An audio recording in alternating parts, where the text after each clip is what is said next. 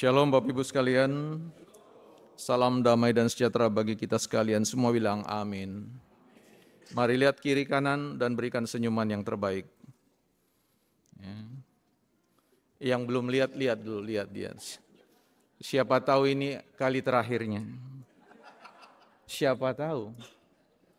Supaya perpisahannya itu damai gitu ya. Ini kenyataan hidup Bapak Ibu yang harus kita terima ya. Sebelum saya ingin menyampaikan itu, mari semua bilang shalom is smile. Smile is shalom. Jadi kalau Bapak Ibu ingin membagikan damai sejahtera, belajar dari senyum. Ya, sebab kalau kita sudah tersenyum dengan orang lain, kita sudah membagikan damai. Tadi kan lagunya mewartakan toh. Jadi wartakanlah senyuman Anda. Baik Bapak Ibu, saya ajak Bapak Ibu kembali pertama kali dulu untuk melihat sebuah lagu yang kita nyanyikan di awal. Ayat yang kedua dari KK 34 ya. Di situ mari kita nyanyi semua sama-sama, coba tolong. Lupakanlah dirimu, 1, 2, 3. Dirimu,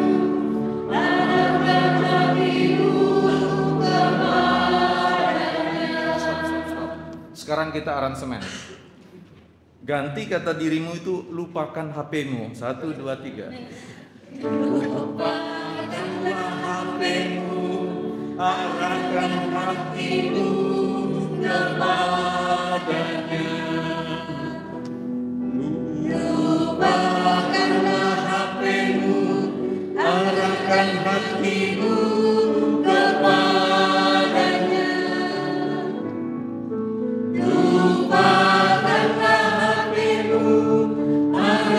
Hatimu kepada Kristus,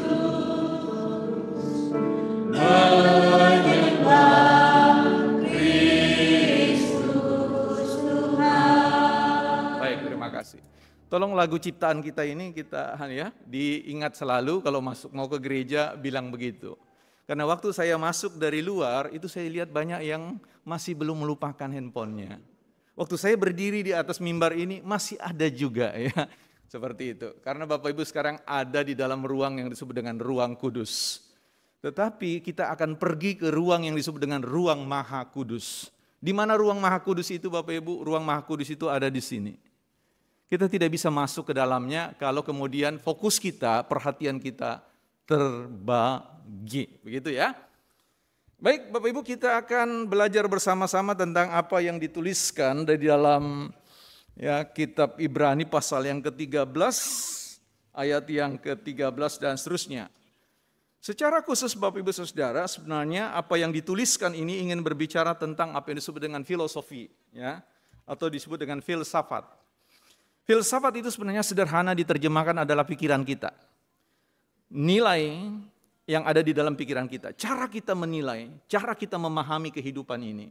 Jadi kalau Bapak Ibu memberikan penilaian terhadap sesuatu, sejatinya Bapak Ibu sedang berfilsafat, seperti itu ya. Nah, kita akan mencoba melihat filsafat apa yang ada di dalam tulisan kita. Kita melihat di sini Bapak Ibu Saudara, ya ada 4 ayat, ya. Tetapi sebelumnya saya ingin mengingatkan Bapak Ibu ini tanggal berapa? 15? Oh, tanggal 19. Itu berarti dalam bilangan 365 hari kita punya sisa waktu berapa? Ayo yang ini jemaat ini biasanya matematikanya lemah. Ya.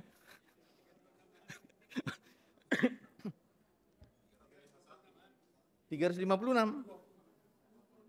326. Masa iya sih? Dari 365 kurang 19. Nah, ini mau menandakan mengapa jemaat itu ya kurang berhasil dan sukses dalam hidup ini secara ekonomi ya. Karena belum bisa menghitung kerugian atau keuntungan. Bercanda Pak ya. Nanti hitung sendiri di rumah ya.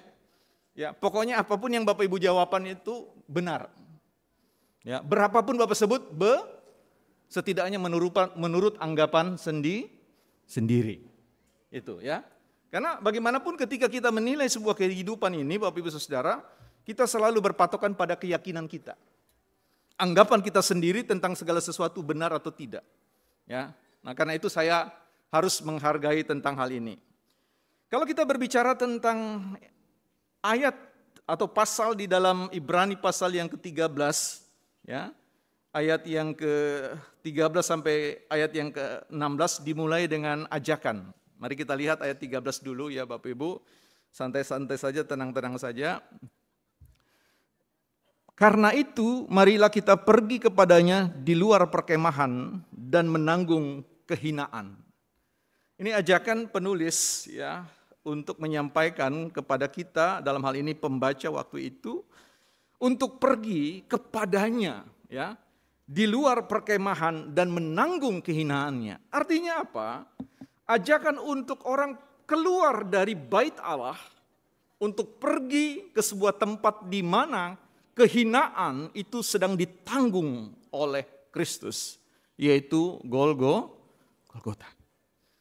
Jadi orang bukan dibawa masuk ke dalam bait Allah, tapi dibawa keluar dari bait Allah dan pergi ke pusat epicentrum ya penghayatan tentang Kristus. Nah, di situ jadi kita mesti melihat bahwa belajar filsafat ya dari kitab penulis kitab Ibrani ini yang ingin memandang Kristus bukan di dalam pusat peribadahan di dalam bait Allah, tetapi di luar bait Allah. Ini sesuai dan cocok dengan tradisi Yahudi. Dalam sistem ya penyampaian korban bakaran Bapak Ibu Saudara, darah itu dibawa masuk ke dalam bait Allah. Tetapi tubuhnya, jasad dari korban itu dibawa keluar untuk dibakar. Ya, jadi jasad itu tidak boleh bawa masuk ke dalam bait Allah. Hanya darahnya yang dibawa masuk sebagai ya penebus syala. Begitu juga Bapak Ibu Saudara, Kristus tidak mendapatkan tempat di dalam sistem bait Allah, tetapi dia ya di luar, disalibkan di luar sana, untuk mengatakan bahwa dirinya itu bukan untuk orang-orang komunitas yang ada di dalam bait Allah saja, tetapi untuk mereka yang ada di luar bait Allah. Nah, di sini kita bisa mendapatkan sebuah pemahaman yang sederhana tetapi jelas Bapak Ibu Saudara bahwa kehidupan kekristenan itu tidak dimulai dalam pusat bait Allah, tapi dinyatakan di luar sana itu, ya, di luar sana. Di sanalah arti kekristenan kita itu ya akan berarti. Baik, kita kembali kepada filsafat yang disebut sebagai cara pandang kita, cara kita menilai sebuah kehidupan.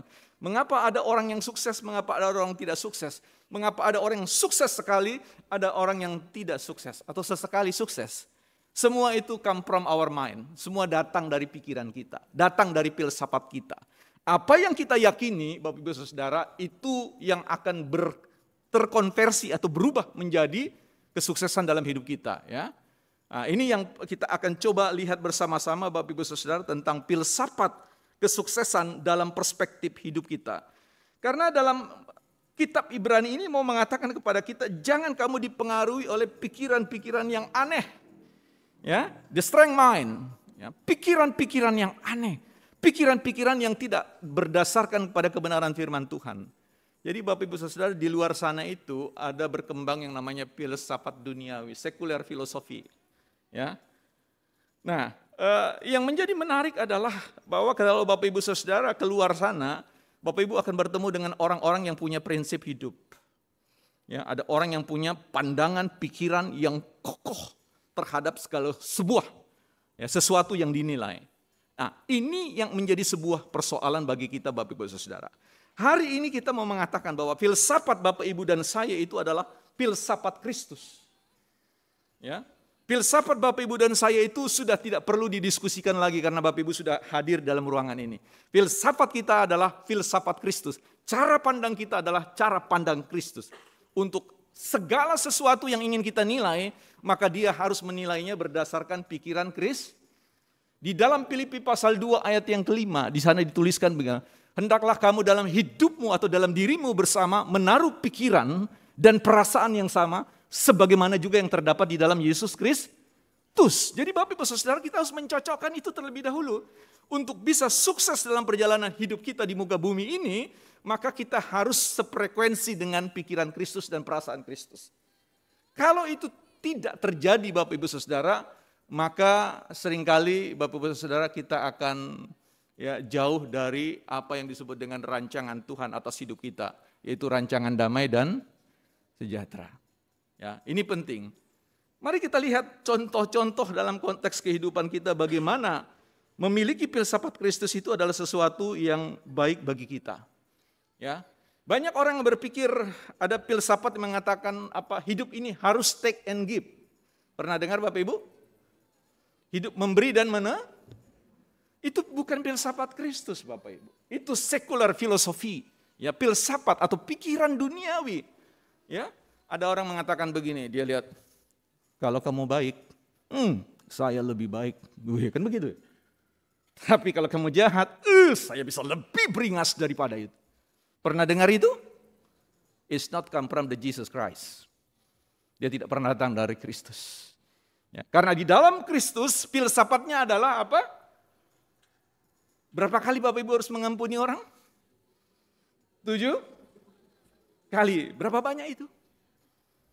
Ya. Tak terhingga Bapak Ibu. Ya.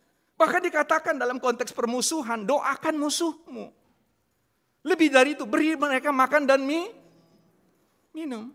Tapi filsafat dunia mengatakan, sampai kau menangis darah tidak kau kasih kau, kalau kau tidak baik sama saya. Itu filsafat duniawi, sekuler filosofi.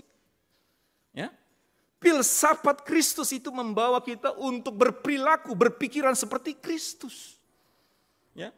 Filosofi Kristus itu adalah bukan take and give, but give and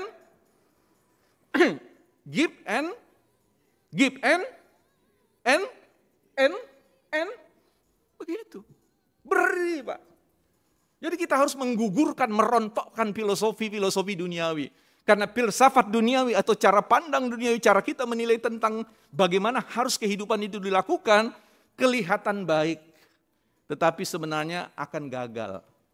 Filsafat Kristus tidak pernah Makanya ada ungkapan di dalam Ibrani 13 ayat 8 katakan apa Bapak Ibu? Yesus Kristus ya, tetap sama, baik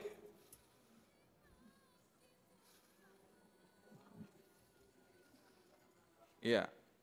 Jadi Jesus Christ is the same yesterday, today, and future, tomorrow. Jadi prinsip-prinsip filosofi Kristus itu tidak pernah berubah. Tidak pernah berubah. Jadi ini yang kita mau cocokkan. Bicara tentang hukum kompatibilitas, hukum kecocokan, hukum kesesuaian. Ketika kita sesuai dengan Kristus, maka berkat-berkat itu datang. Ya. Ketika Bapak Ibu datang kemari, Bapak Ibu sedang apa Bapak Ibu? Memberi atau menerima di dalam ruang ibadah ini? Memberi atau menerima? Mana? Itu masalahnya.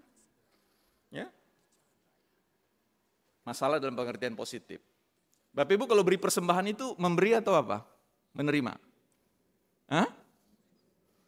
Rata-rata Bapak Ibu akan mengatakan memberi. Sebenarnya kita berpikir dengan filsafat kita. Siapa memberi kepadanya akan diberi. Sebenarnya kita sedang mengatakan bahwa sedang memancing berkat. Kita bukan memberi, kita kasih ini karena kita ingin mendapatkan. Ya kan?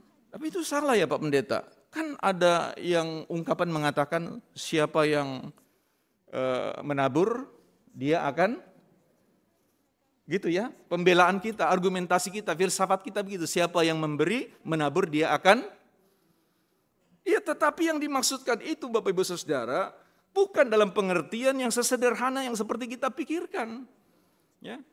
Karena kalau kita sudah memberi Bapak Ibu Saudara, kita sedang menunggu. Nah itu sudah ada niatan tidak tulus. Ya. Kristus itu, filsafat Kristus itu adalah kasih karunia. Kasih karunia apa? Anugerah. Anugerah apa? Terus katakan, oke, kalau semua kalian mau bertobat, aku korbankan diriku. Tidak begitu.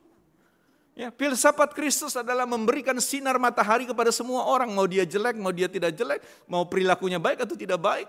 Mau dia kaya, miskin, super kaya, semua sama. Itu adalah filsafat Kristus. Ya, jangan nanti Bapak Ibu Saudara di matahari jalan begini, gelap dia berarti berdosa orang ini. Enggak. Semua sama. Filsafat Kristus adalah untuk semua, for everybody. For everyone. Ya, di situ. Ini yang mesti perlu kita pahami Bapak. Bagaimana memasok pikiran kita ini supaya tidak dikotori atau disabotase oleh filsafat dunia, secular philosophy, world philosophy. Bapak Ibu Saudara coba buka Alkitabnya, buka Kolose pasal 2 ayat 8 supaya kita coba mau lihat lebih jauh lagi.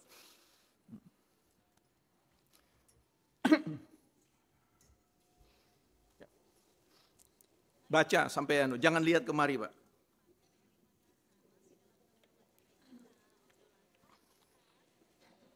Kolose 2 ayat 8. 1, 2, 3.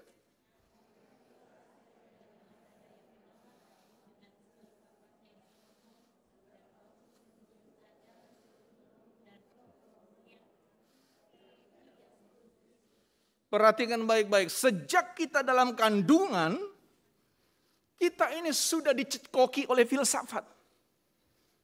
Ketika seorang ibu sedang mengandung, Bapak Ibu Saudara, dia mulai pegang perut-perutnya. Kalau besar nanti nak jadi orang hebat. Ya. Lihat tokoh bola Ronaldo, Messi, kalau besar jadi pemain padahal dia wanita. Ya, itu filsafat kosong. Ya. Dia tidak membaca sejarah. Ya, dia lihat foto Hitler, dia katakan kalau besar jadi Hitler nak ya. Ya. Padahal tokoh paling kejam di dunia, pembunuh. Karena dia tidak mengenal kebenaran. Dan kemudian ketika lahir Bapak Ibu Saudara, mulai kita bergaul. Dibesarkan oleh seorang tua yang tidak mengerti tentang filsafat Kristus. Bagaimana Bapak Ibu Saudara, dia mengerti filsafat Kristus atau tidak mengerti? Sederhana, kalau orang tua tidak baca Alkitab dan banyak nasihati anak-anaknya, hati-hati. Bapak Ibu sedang meneteskan filsafat duniawi. Ya, karena itu penting Bapak Ibu Saudara. Kita ini sejak kecil diasuh oleh orang tua, kemudian pergi bersekolah, bertemu dengan anak-anak yang tidak memiliki filsafat yang sama. Dan akhirnya yang terjadi, anak-anak kemudian kita tidak tahu, ini anak siapa ini? Karena apa? Pikirannya tidak menetes seperti pikiran papanya. Tidak menetes seperti ibunya. Ya, kalau kita bicara tentang iman Timotius, Bapak Ibu Saudara, Paulus memuji tentang iman dan karakter. Filosofi dari Timotius mengatakan bahwa mamamu dan nenekmu menurunkan warisan spiritualitas yang baik. Filsafat yang baik tentang hidup ini. Nah, ini menjadi hal yang penting Bapak Ibu. Ya. Filsafat Kristus itu akan menjadi pemandu, menjadi apa yang disebut dengan energi. Kalau Bapak Ibu Saudara belajar fisika kuantum, energi menggerakkan energi. Energi tidak bisa dimusnahkan. Dia selalu ada. Sama dengan kebenaran firman Tuhan. Filsafat Kristus tidak pernah dapat dimusnahkan. Ya. Dia menggerakkan yang baik. Kita perlu mengevaluasi diri kita. Apa kita digerakkan atau disebut dengan driven by His word. Digerakkan oleh firman-Nya, digerakkan oleh filsafat Kristus. Karena dalam hidup ini kita akan memutuskan sesuatu Bapak Ibu. Kita memutuskan mau pergi kemana itu selalu melakukan pertimbangan. Dan pertimbangan itu akan mencerminkan tentang nilai-nilai kita. Tentang prinsip-prinsip dalam hidup kita yang kita tanamkan di dalam diri kita. Nah, ini yang mau kita uji ya. Mau kita uji terkait dengan hidup kita ini. Apakah digerakkan oleh pikiran Kristus atau another value, another philosophy. Digerakkan oleh Kristus atau digerakkan oleh orang lain. Mari kita lihat perkembangan iman kita. Iman kita itu bertumbuh dari hari ke hari Bapak Ibu Saudara. Ya, banyak di antara kita yang menunggu apa yang disebut dengan menjadi orang Kristen yang tidak pernah dewasa. Ya, kalau saya tanya Bapak Ibu kan mungkin Bapak Ibu akan tersinggung. Ya. Tersinggung enggak? Tersinggung tidak? Ya, memang belum saya ngomong apa-apa. Ya karena orang Kristen tersinggung. Oh tidak. Ya karena memang belum dia ya. Ya, sama seperti orang mengatakan, atau orang menasihati, kamu jangan begitu, jangan kau terlalu marah sama orang lain. Kamu sih tidak tahu, kita ini orang Kristen, Ces. Kita harus memaafkan, kita tidak boleh berburuk sangka pada Mea. Nah kau tidak tahu, nah kau kemarin diceritai sama dia. Dia bilang apa? Nah, mulai nih. Daya tahannya segitu saja. Kau tidak tahu kemarin dia bilang kalau kamu, sudahlah enggak usah saya omongkan. Kau ngomong sekarang, kamu ngomong. Sudah mulai jadi monster dia. Jadi kekristenan kita itu rapuh Pak. Rapuh apa? Karena filsafat kita bukan filsafat Kristus. Di sini dikatakan, coba lihat baik-baiknya. Jangan kamu lupa, ayat 15 baca sama-sama. 1, 2, 3. Sebab itu marilah kita oleh dia senantiasa mempersembahkan, yaitu, apakah kita manusia yang bersyukur Bapak Ibu? Yang memuliakan Allah? Kalau Bapak Ibu mau tahu, periksa apa yang kita omongkan setiap hari. Periksa. Baik ada orang ataupun tidak. Ya, kita tuh warga jemaat kalau ketemu orang senyumnya itu shalom, gitu kan? Gitu kan? Jadi kalau lewat sini, mohon maaf saya buka, balik sini. Iya betul, terima tamu. Orang yang kita ceritakan kalau dia ketemu dengan kita, apa kabar, shalom gitu, sudah keluar sama teman, itu dia begitu. Dia tidak memuliakan Tuhan. Dia tidak bersyukur. Tanda orang yang bersyukur menurut filsafat Kristus adalah, ya, dia tetap sama kemarin, hari ini dan akan tidak goyah prinsipnya. Satu kali dia tidak mau bicara tentang orang, kejelekan orang lain, selamanya dia tidak mau bicara. Karena dia dipegang Kristus. Karena kebenaran firman Tuhan pernah mengatakan bahwa apa? Jika ada orang yang berbicara, baiklah orang itu berbicara sebagai orang yang menyampaikan firman.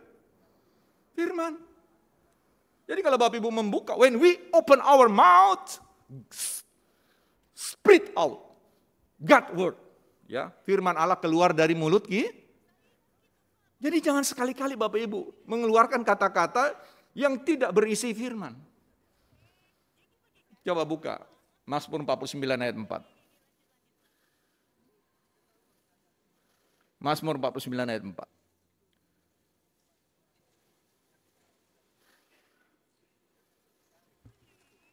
Tidak? Mari baca.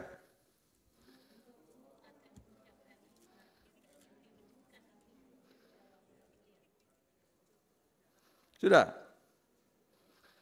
Mulutku akan mengucapkan dan yang direnungkan hatiku ialah itu dia.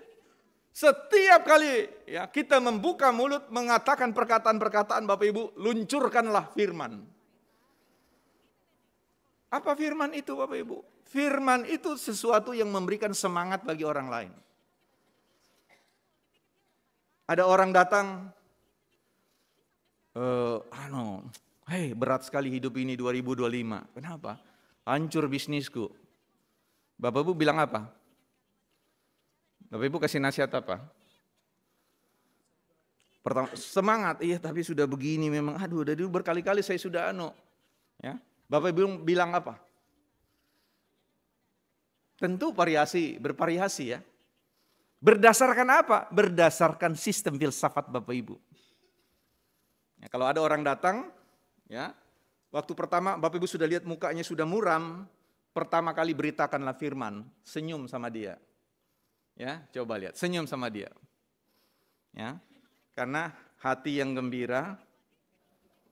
Ya, jadi orang yang senyum itu hatinya gembira. Dan hatinya itu akan memunculkan, memproduksi, tubuhnya memproduksi zat yang disebut dengan zat apa itu? Ya obat. Ya, jadi berbahagialah suami yang suka senyum di rumah. Dia memiliki suami yang tangguh. Coba lihat suaminya kiri kanan. Nah itu dengar. Berbahagialah suami kalau istrinya itu adalah orang yang suka senyum di rumah. Bangun pagi suami buka mata begini, pas dia buka, monster. Jangan. Waktu suami bangun kucak-kucak begini, bangun lagi itu, wih, bidadari. Kan begitu, senyum pagi Pak. Kalau bisa Good morning Papa. Wah, weh, ini makhluk dari mana?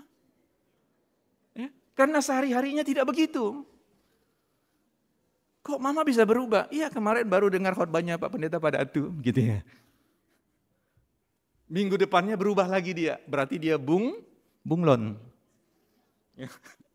Ini penting Bapak Ibu ya, filsafat kita akan mensukseskan hidup kita atau tidak.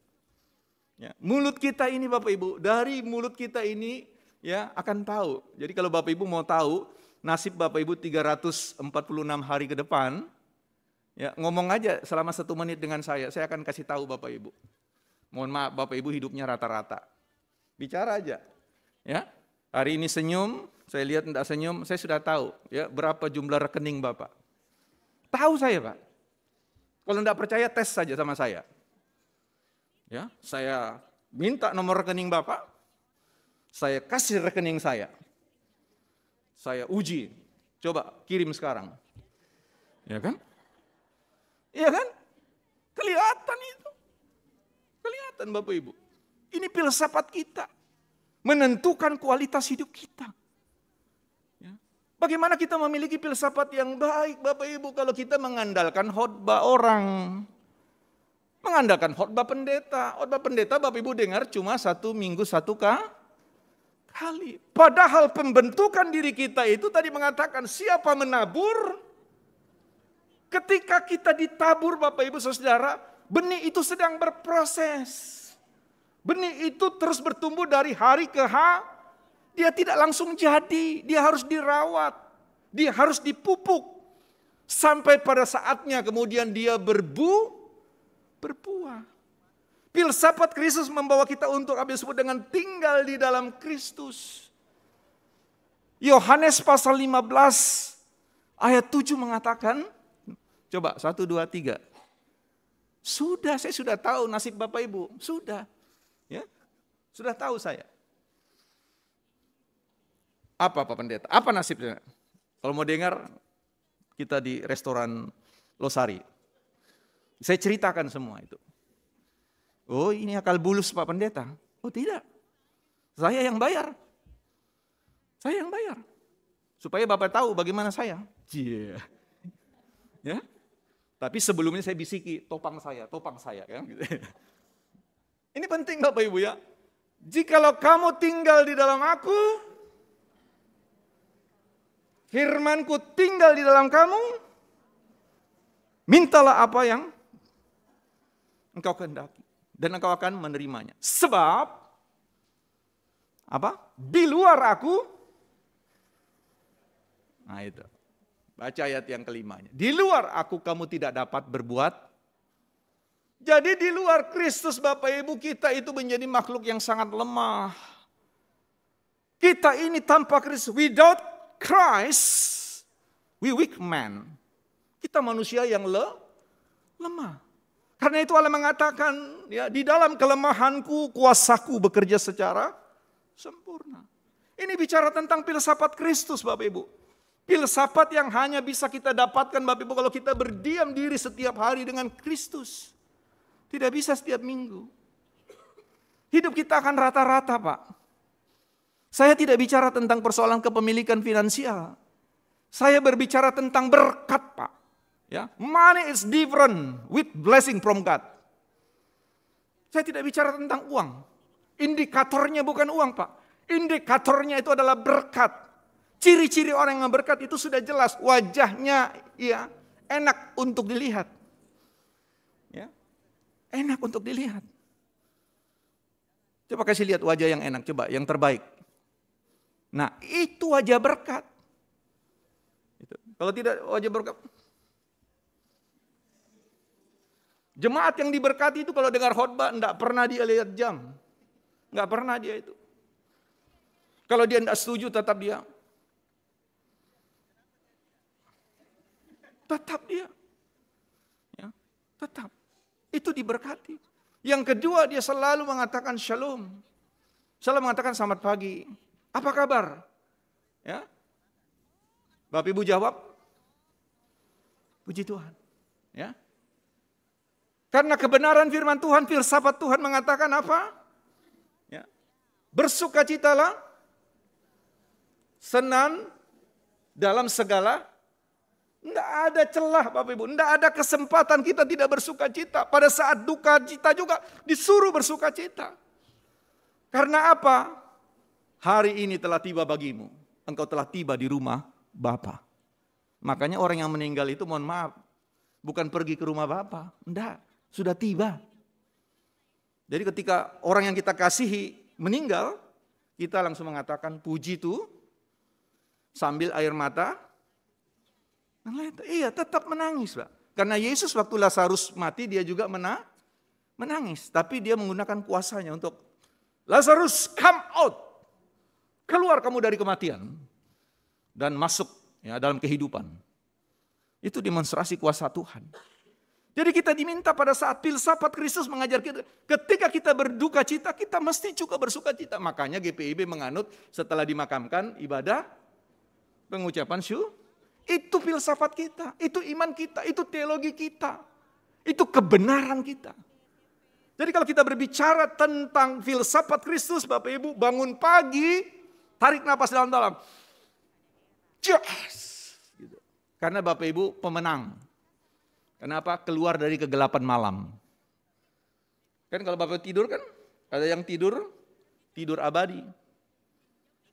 Ya, bangun malam tidur. Pah.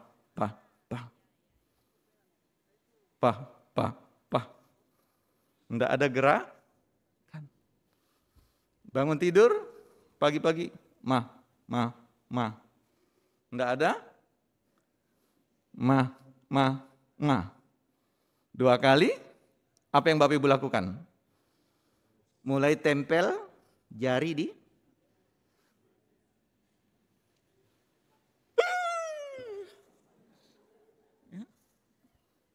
Ya itu, bersuka cita.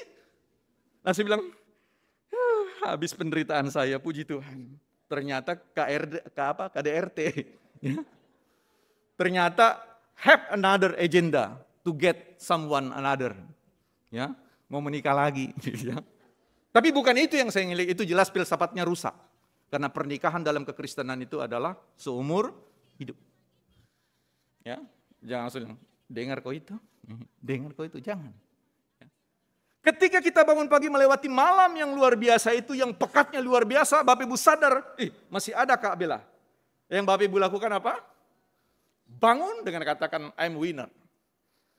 Ya, itu berarti Bapak Ibu adalah seorang pemenang di pagi hari itu.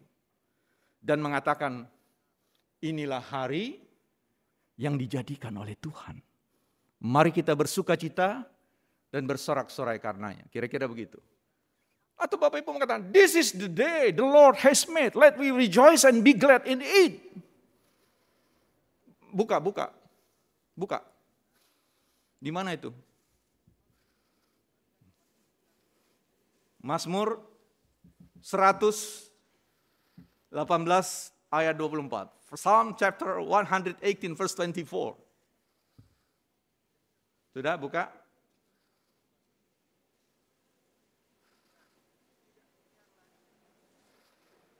Ya, 1 garis bawahi Bapak Ibu, yang bawa pulpen garis bawahi. 1, 2, 3.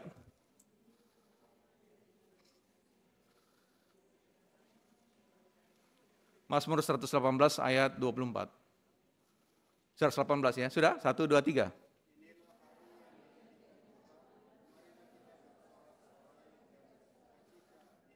Waktu Bapak Ibu bangun pagi, sebutkan ayat itu. Hafalkan ayat itu. Hafalkan Pak. Inilah hari yang dijadikan oleh Tuhan. Mari kita bersorak-sorai dan bersuka cita. Jadi Bapak Ibu hadir sebagai orang-orang yang sudah menang pada pagi hari. Mulai Bapak Ibu makan makanan yang sehat. Gunakan filsafat Kristus untuk membangun sebuah kehidupan yang baik. Ya. Ketika orang mengatakan mustahil itu, kita orang Kristen. Apa hubungannya? Pak, kita ini kalau orang Kristen Pak, disingkirkan. Yang bilang siapa? Itu kenyataan Pak Pendeta. Oh ya, kau sedang berfilsafat tentang filsafat duniawi. Karena apa Bapak Ibu Saudara? Kebenaran firman Tuhan, filsafat Tuhan mengatakan tidak ada yang mustahil bagi Allah. Dan yang berikutnya adalah tidak ada yang mustahil bagi orang yang percaya. Jadilah kekristenan, orang Kristen yang sejati. Tidak usah berpikir tentang apa yang manusia dapat lakukan atau tidak lakukan. Di dalam kitab Yesaya pasal 2 ayat yang ke-22 mengatakan apa? Jangan engkau berharap pada manusia, sebab dia itu tidak lebih dari hembusan napas. Sebab sebagai apa dia bisa dianggap. Jangan kau pikirkan dan andalkan manusia. Andalkan Tuhan. Sebab kalau Tuhan berperkara, Bapak Ibu Saudara, everything will be okay for us. Ya. Kalau Tuhan berperkara, Bapak Ibu mengatakan kalau pintu berkat itu sudah saya tutup, tidak ada seorang pun yang bisa buka. Tapi kalau pintu berkat itu sudah saya buka untukmu, maka tidak ada seorang yang bisa menutupnya. Pegang itu Pak. Jadi jangan main salah-salahan. Zoom game. Itu karena bos saya, itu karena saya orang Kristen. Enggak. Yusuf itu ya orang yang dalam pandangan Firaun orang kafir. Tapi he can be the second man in the Egypt. Dia menjadi orang kedua yang dipercayakan untuk memanajemeni, mengadministrasikan kehidupan Mesir. Karena apa? Tuhan yang bawa dia. Dia bawa dari apa? Manusia mau menggagalkannya, saudara-saudaranya mau bunuh. Ya? Ada orang yang kemudian menuduh dia. Tetapi Tuhan mengatakan, Yusuf, aku sudah membuka kamu pintu berkat. Dan itu akan tiba waktunya. Jadi di tahun 2025 Bapak Ibu Saudara, tarik napas. Kalau Tuhan buka berkat bagi saya, tidak ada yang akan tutup. Tidak akan yang ada jangan salahkan orang lain. Tengok diri kita sendiri ke dalam. Apakah kita sudah menjadi manusia seperti yang Allah katakan, be another man. Menjadi manusia lah. Ketika Saul ingin diurapi, the first time, Allah merubah orang yang biasa itu menjadi luar biasa. Dan dia menjadi raja. Ketika orang Majus datang ke Bethlehem, ketika bertemu dengan Kristus dan memiliki filsafat Kristus, dia katakan, don't go that way. Jangan pergi ke jalan itu, go another way. Pergi jalan yang lain. Artinya apa Bapak? Ketika Bapak Ibu dipandu oleh filsafat Kristus, Bapak Ibu akan menjadi orang yang berbeda. Be another man. Yang orang bilang memang beda sekali dia ini. Beda sekali. Orangnya sederhana, dia tidak banyak ceritakan orang. Bahkan nyaris kita dengar, dia nggak pernah jelekkan orang. Karena dia tahu itu orang sudah jelek. Gitu ya. Jadi dia nggak perlu harus meminta keyakinan kepada orang lain. Oh Pak Pendeta, berarti nanti tidak ada penderitaan dalam hidup ini. Itu juga keliru, siapa yang ngajarin? Ya. Allah mengatakan bahwa aku tidak pernah berjanji untuk menjauhkan kamu dari masalahmu. Karena masalah itu adalah bagian dari proses pendidikanmu. Untuk menjadi orang yang ketika menghadapi berbagai macam masalah, engkau akan keluar jadi pemenang. Ya, jadi bersyukurlah kalau perlu tatap langit, Tuhan, apakah engkau tidak percaya pada anakmu ini? Kenapa hidup aku tidak pernah ada masalah? Ya. Itu. Orang yang dipercaya oleh Tuhan, Bapak Ibu buka sejarah Alkitab dari A sampai Z semua penuh masalah. Dan itu orang extraordinary, ya, man. Orang hebat, orang luar biasa. Orang yang mendapatkan masalah dalam hidupnya itu adalah orang-orang yang dipercaya dalam hidupnya. Tapi kalau hampir setiap menit dia punya masalah, ya itu masalah dia itu. Ya. Bukan masalah pembesaran dirinya. Pak Pendeta, aku ini seperti sudah jatuh, tertimpa tangga. Terus gimana?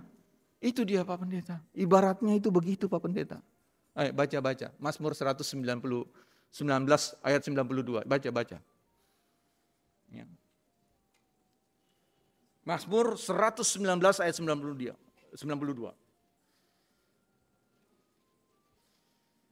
Oke, baca. 1, 2, 3.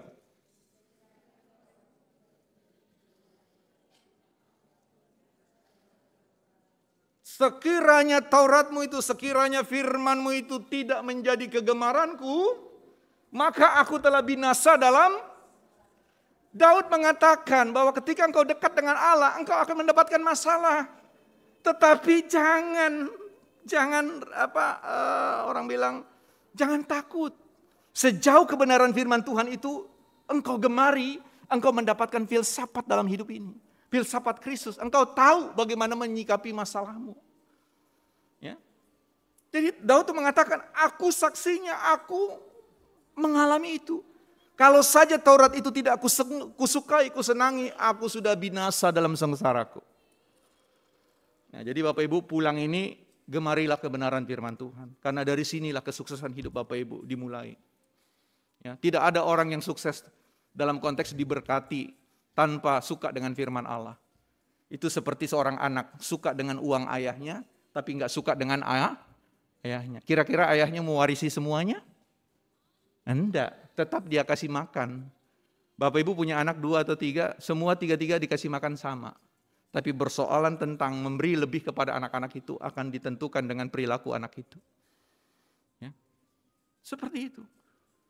Menjadi hal penting. Filsafat itu penting. Filsafat apa? Filsafat Kristus. Supaya setiap Bapak Ibu mendapatkan masalah dalam hidup ini, Bapak Ibu, oh Alkitab ngajarin saya begini. Ya. Ketika Bapak Ibu mau marah, Bapak Ibu, oh saya ingat, Yakobus 1 ayat 2 mengatakan, 20 ayat mengatakan, amarah manusia tidak mengerjakan kebenaran apapun di hadapan Allah. Oh saya tidak mau marah. Ya. Orang yang gemar marah itu Bapak Ibu sudah jelas orangnya nggak bisa sukses dalam hidup ini. Walaupun 1 juta tahun dikasih umurnya. Nggak akan. Wajah orang yang sukses itu adalah wajah yang ya mudah senyum. Coba pasang senyum. Lihat di kaca, pasang yang terbaik dan kemudian pergi keluar. Bawa itu sampai senja. Ya. Nanti ketika Bapak Ibu tidur, waduh tetap senyum itu. Karena terbentuk otot-otot di sini. Waktu Bapak Ibu menghembaskan napas yang terakhir, di peti juga terlihat, enggak diikat-ikat dengan apa itu, dipaksa senyum. Enggak, senyum. Langsung orang lihat, luar biasa, pasti suka baca firman ini. Ya, pasti ya, yang suka dengar khotbah saya, suruh saudara keluarganya bersaksi foto, pasti akan tersenyum di peti mati. Ya. Oh, nanti kita mau lihat kalau Pak Pendeta yang pergi di peti mati, kita mau lihat wajahnya seperti apa. Ya. Oh, Bapak Ibu mau tahu wajah saya kalau di peti mati? Tergantung siapa yang datang. Jadi kalau yang datang itu koro-koroan, jadi saya baik kalau ada yang memang suka baca Alkitab, bisa itu Pak. Oh iya, artinya selama kita hidup, wajah kita kan ditentukan oleh orang lain, tak? Kalau Bapak Ibu saya datang bertamu ke rumah Bapak Ibu merengut, pasti tidak akan saya senyum. Saya cepat-cepat mau pergi. Itu pendeta juga seringkali menderita Pak, kalau mau kunjungan. Dia senang kalau kunjungan ke rumah orang yang suka senyum. Tidak banyak doanya. Karena orang itu sudah berdoa. Kitab Ibrani pasal 13 ayat 1 mengatakan, Bapak Ibu Saudara, jangan kamu lupa memberi tumpangan kepada orang, sebab dengan berbuat demikian beberapa orang dengan tidak diketahuinya telah menjamu malaikat. Jadi tolong tunjukkan rupa malaikat itu kalau bertamu itu wajahnya senyum. Shalom is, jadi ketika mau masuk rumah orang, shalom. Dengan salam, mana ini orangnya? Itu tidak benar. Jadi Bapak Ibu Saudara, saya ingin mengakhiri kebenaran firman Tuhan ini mengatakan, mari periksa filsafat kita. Mari bertutur seperti firman yang disampaikan. Mari menjadi orang yang bukan orang kebanyakan. Ya. Mari menjadi orang yang kehadirannya membawa berkat. Kalau Bapak Ibu masuk dalam sebuah rumah, masuk di dalam sebuah komunitas percakapan, Bapak Ibu adalah malaikat bagi mereka. Ya. Tapi Pak Pendeta, itu orang Pak, kejamnya luar biasa Pak Pendeta. Itu orang menjengkelkan sekali. Itu orang Pak memang, Pak Pendeta. Ini kira-kira yang monster yang mana? Ya dirinya. Karena apa? Dia menanggapi dengan cara duniawi menanggapi. Gigi ganti gigi. Kita tidak bisa menanggapi itu. Kita santai saja. Ya. Terakhir saya mau ceritakan sebuah pengalaman. Pendek saja. Waktu saya bersama istri pergi ke pos Pelkes Mengkait. Pertama kali kami masuk ke pos Pelkes naik perahu, naik kapal yang cuaca ombaknya begitu luar biasa di Laut Cina Selatan. Jadi ombaknya begini. Kemudian nakoda itu sebentar-bentar lirik saya. Karena kami belum begitu kenal. Toh? Dia lirik. Saya bilang, kenapa Bapak lihat saya? Tidak Pak Pendeta. Biasanya orang kalau saya bawa orang luar baru pertama dengan ombak begitu, dia ketakutan. Loh ini Pak Pendeta tenang-tenang saja. Saya bilang, kan Bapak tenang. Masa saya harus takut? Ada yang kasih contoh. Itu mengingatkan kita tentang Yesus. Waktu dia bersama dengan murid-muridnya panik luar biasa. Tapi Yesus asik tidur di belakang. Murid-muridnya datang. Guru, ini kita sudah mau mati. Kita, aduh guru, tolong guru. Langsung dia bilang sambil mata. Tenang saja. Saya bukan mati tenggelam, saya mati disalib. Ya. Artinya dia akan selamat. Kalau waktu kita belum tiba, Bapak Ibu, tenang-tenang saja. Hidup sedang berjalan. Benih yang kita tabur sedang berproses, bertumbuh. Tapi pastikanlah, bertumbuhlah di dalam Kristus. Pulang, cintailah Alkitab. Katakan kepada Alkitab, I love you. Falling love with Bible again. Baca firman Tuhan, renungkan firman Tuhan, dan laksanakan firman Tuhan. The great power from the heaven flowing in our life. Kuasa Tuhan dari langit yang begitu besar akan masuk dalam hidup kita. Dan Bapak Ibu akan menjadi pribadi yang berbeda. Dan siap memberkati orang lain. Tuhan Yesus memberkati. Amin.